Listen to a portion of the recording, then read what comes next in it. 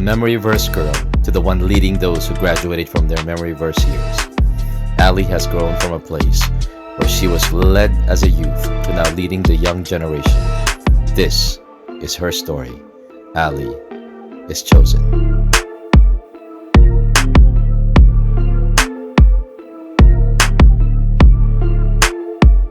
Welcome to our first ever podcast. The name of the podcast is Chosen. It's based on John 15:16, and Jesus says these words: "You did not choose me, but I chose you, that you may bear fruit, and that fruit will remain." And hopefully this resource reel will be a benefit to you and to your ministry. And in the next episodes, you'll be seeing chosen individuals who will be sharing their experiences, and hopefully you can get a great takeaway from this interview. Today we have Ali. Hi. Ali has been not only in the ministry, but in the church for many, many years. I remember the first time that I've seen her, maybe she was like around 7 years old, sharing her memory verses at the front of the church.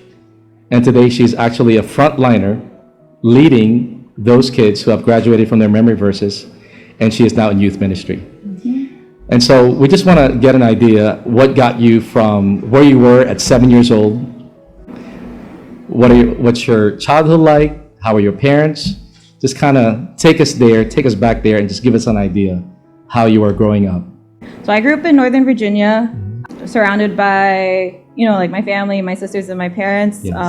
A lot of aunts, uncles, cousins. My first memory of church is also memory verses in the front before Sunday school, and then Pastor Gabor, it was FCC then, but it's Blessed Hope now. He would, pray over us, and then we'd go to Sunday school. And then fast forward a little bit, when, Faith for Living started, I did a little bit of Sunday school, I think, in FFL 2 before, becoming a teenager and going into the youth ministry. So I was a student in the youth ministry too. And what kind of got you into that space where you're not just in the youth ministry, but now you're leading youth ministry? Oh, okay. Did you have a burden? Was there like a tug in your heart that really got you in there? Because I do remember that you were part of the Sunday school and FCC, now Blessed Hope, also a little bit of FFL as well during the early years. But what got you from being a part of youth ministry, now leading youth? Oh, okay. Yes. Well, I think it started in youth ministry. Like I actually started making friends, and then realizing that this community is cool, like outside of school. Like I had friends in school, but it was nice having friends that could also relate, because these were Filipinos too. Yeah. So it was a nice community to have. And then, my friends, the other parents who had kids in the youth ministry were titos and titas that I could reach out to, and that were really encouraging and supportive. And so I was like, wow, this is looking back. I mean, back then I was just enjoying and vibing and having a great time. But looking back, it was like, wow, this is a community that loves and cares for each other. And do you remember that year, by the way, when you were called into ministry? Roughly? No. Well, so when I was younger, I always wanted to be a teacher. I thought I was gonna be a teacher. I used to line up my dolls and read to them. I really wanted to be a teacher. But then high school, college happened, and I didn't take the teacher route in college. I took numbers instead, which I still I enjoy numbers. I'm interested in them. Yes. But I think there was a difference between interest and passion. And actually in college, I was torn.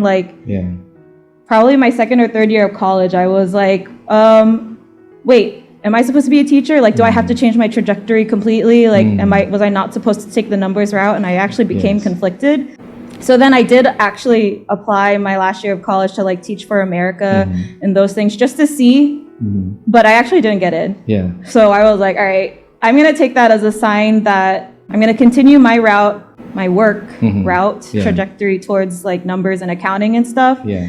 And then I'll figure out what this teaching burden is going to do. And then, I graduated, I came back, and then that's when you started planting the seed of the youth need, the teens here need a leader.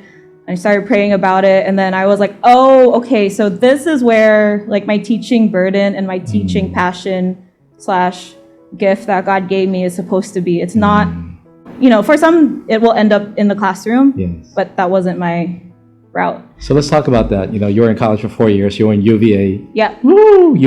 Wahoo-wah. Yes.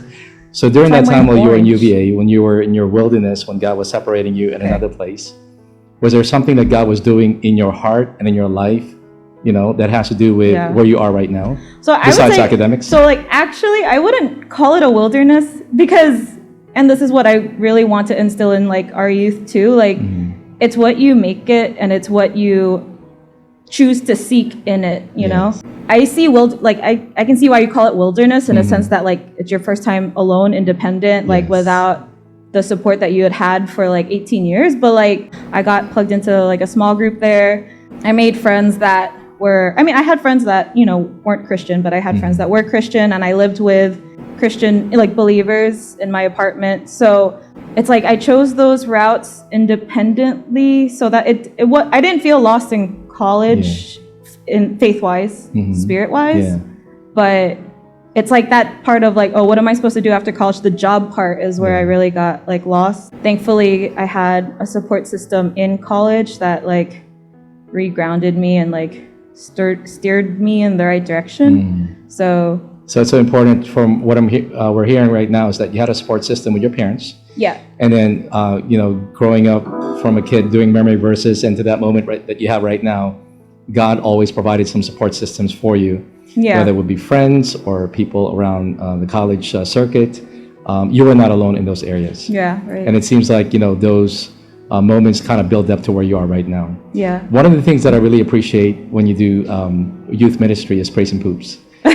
So we're going to be talking about what are the praises, what are the joys that you are currently experiencing in youth ministry right now, and what are the the downs, the lows, or the poops Yeah. in youth ministry. So, well, actually, I wanted to talk about the beginning of Sure. those. So Yes. when we were in youth, actually, so Tita I, our youth leader, used to, what you call it? Roses and thorns? Yes.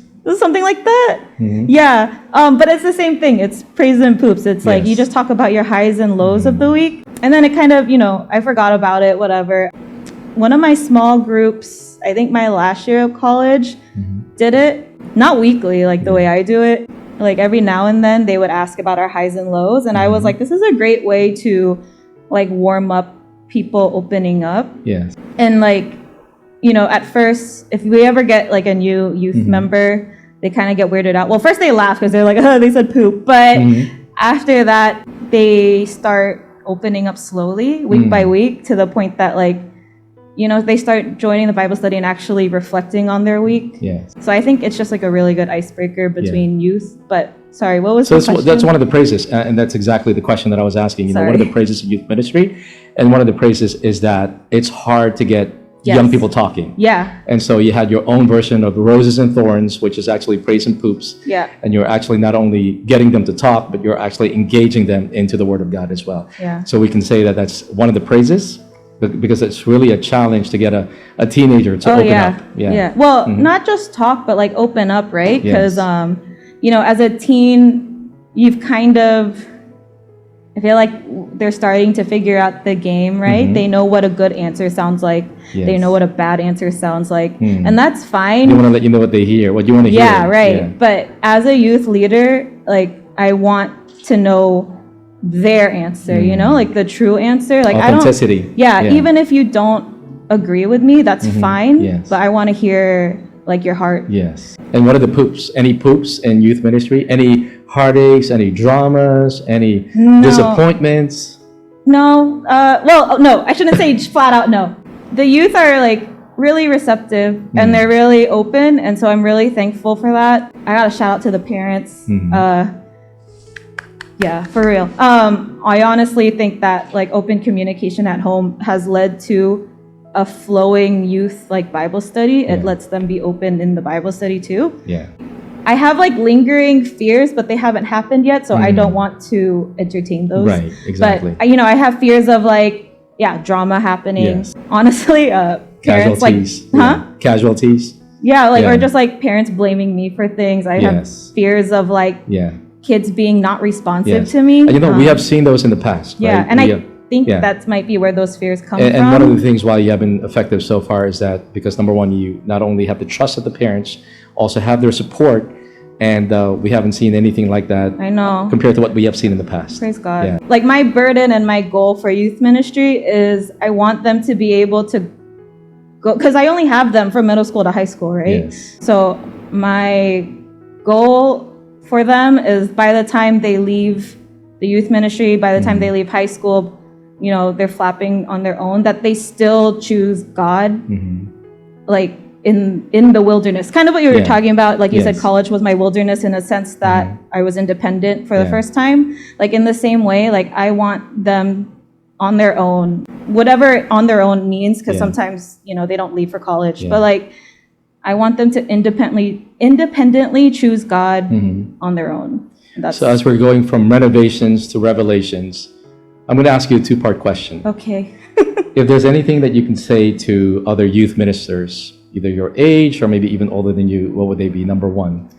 And then number two, what is next for Ali Loyola? So if, you know, someone is starting out in leading youth, actually with this question, I was like reflecting and I was like, I want to apologize to like my first batch of youth because I had no idea what I was doing, man. Like, They were like the guinea pig. yeah, and I feel so bad. Like, I know everyone has to have a guinea pig moment, but like, man, I was just, I don't know. Well, you got to start somewhere, right? Right, yeah. Yeah. Like, and so I'm thankful for that first batch I had.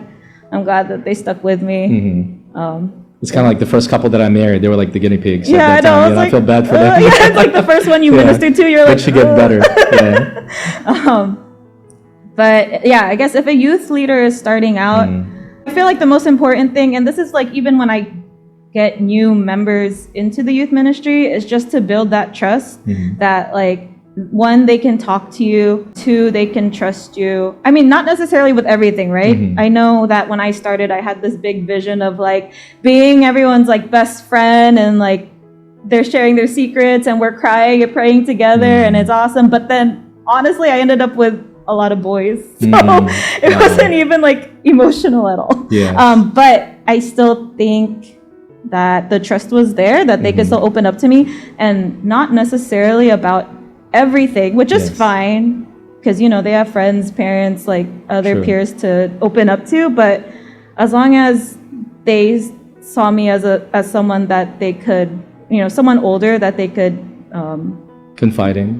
confide in, communicate with, be real with. Yes. That was my first goal. Yeah. And I think that's a really important goal because how are they going to listen to what you have to say if they don't Yeah. trust you? So yeah, definitely build up that relationship first. It's okay if you don't get into Bible study or Bible verses right away. Yeah. Because what's the point if they're not listening, right? You know, one of the things also as you were talking is God dropped the word, and much is given, much is required. And also for those of you who are watching us right now, Ali's not just serving in the youth ministry, but ever since this pandemic hit, she was able to elevate to in the task force team, okay. where she's basically just a huge contribution in terms of ideas, in terms of creative ideas, and all of those other things. So I really believe that God is not just limiting you to youth ministry, that there is more, that as you're faithful in this ministry, I believe that there are other ministries that are not necessarily clearly defined, but Ali, just for the past couple of months, most especially during the pandemic, has really not only elevated, but really engaged to other ministries where we would see the need. Ali was right there. And you know what they say, that in every crisis, it really produces leaders. And Yeah, you're a sure I can see example and evidence of someone who really rising up from the occasion of crisis into leadership. Oh, thank you. So with that indication that God is showing you, what's next for Ali? I don't have like a clear like step plan in my vision. I know that obviously I'm going to be led by God to do whatever, but honestly, I'm kind of like just put me where you need me. Okay, we just kind of talked about that. Yes. Yeah. It's okay. But I'm willing to go wherever God is leading me, Yeah. like even like so like geographically or like within like ministries. So if God sends us to Europe, you'll be like, yes, send me, Lord, here I am. Yeah. I hesitated. But I think that's human. I think Yeah. I'm gonna wrestle it out with God first, but ultimately it would be like a here I am, send me. I'm like ready to go with the flow. At the same time, I still think I do have a couple ministries like within the church, within my family, within like my friends too, that I don't really see like up and leaving. But if he, Yes. I mean, whatever. If he Yes. does, I'm down. I don't mind. Like, I really enjoy being a youth leader. I feel like God has really called me to that. I think maybe teaching on a broader scope, maybe, is something I could see doing too. Not Yeah. preaching. Right. Just yes. teaching. Yes. Stay in your lane. Yeah, for real. But I'm like, and what I've learned from like leading the youth, and actually like kind of back it up, when we were youth, I like dabbled in music ministry too. But I just wanted to point that out to say like take a step and try it out, right? Yes. He's gonna redirect you if that's not the way you were supposed to go anyway. And honestly, now that I'm thinking about it, Yeah. so I dabbled in music ministry, and now we have a youth band. So I feel like I'm able to use the experience that God gave me Right. when I was in the music ministry for like less than a year to bring, just kind of be a good mentor to the youth in the music sense too. You know what I mean? And like I Yes. did band in college Yes. and high school. So like the knowledge of music was there, and I'm thankful for that background. Not that I'm saying I'm pursuing music, but Yes, just yes. like I can see now that the steps and the interests and the hobbies I took on, like God was still there in those things, even though I wasn't necessarily using them for ministry. So So you heard it here first. Be flexible, be available, Yeah. be teachable, and just in case you haven't really tried anything out for the first time, try it out. yeah, And you'll my see. biggest takeaway is Yeah. just give it a try and listen. Like listen to what God is telling you while you're giving it a try. Because sometimes when you're giving it a try, your pride takes in, right? And you're like, I have to finish it because I started it. Yeah. But if God is really telling you like, that ain't it, Yes. maybe try this one instead. Really like humble yourself before God and be like, all right, let me redirect, let me re-step. And like he's there, and he's so caring the way he like corrects us that it makes me more bold to take chances. Yes. Yeah. So Thank you so much, Ali. We found out more information on this 20-minute podcast, more than anything that we have witnessed and heard over the past couple of years. So thank Yeah. you so much for taking the time. And it was really a great encouragement today. Thank Watch out for you. episode 2, Chosen. You are chosen.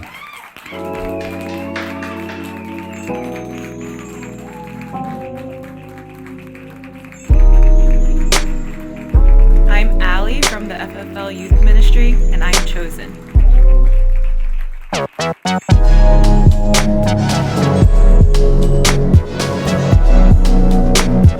Are you chosen?